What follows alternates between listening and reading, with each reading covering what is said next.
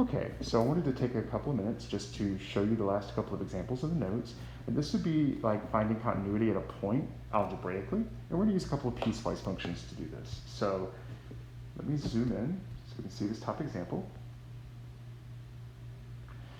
So we're trying to figure out if f of x is continuous at x equals 2. So again, the definition of continuity is that the limit from the left and the limit from the right and the function value all have to equal each other. So in order to justify that, we're going to need to take the limit as x approaches 2 from the left, the limit as x approaches 2 from the right, and f of 2, and see if they're all equal. If they are, then we're continuous. If they're not, then we're discontinuous. So, limit as x approaches 2 from the left, that would be numbers less than 2. So that's this domain. So I'm going to replace f of x with the equation that represents it. And then we find this by substitution. So that would give me 11. If I were finding f of 2, that's what happens when x equals 2, which happens right here. That is also 11. If I find the limit as x approaches 2 from the right,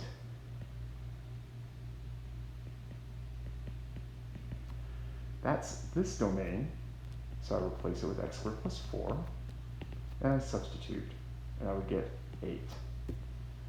So all three of these numbers had to equal each other in order for this to be continuous. So this is not continuous at x equals 2. In fact, if I looked at those definitions of the discontinuities that we have, you can see that the limit from the left and the limit from the right don't equal each other, but they both approach a number. So this is a jump discontinuity. All right, let's look at the example below that. There we go.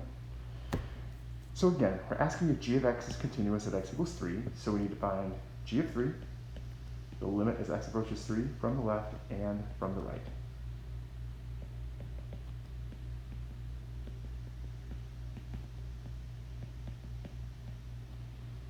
G of 3 is what happens when x equals 3, and you can see there's not a separate statement there, but 3 is included in that top statement, so we get 4. The limit as x approaches 3 from the left would be numbers less than 3, so that's this one.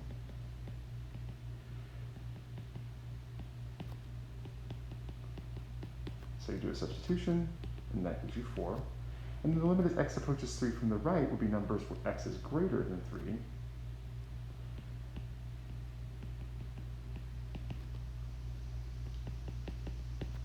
So I do a substitution.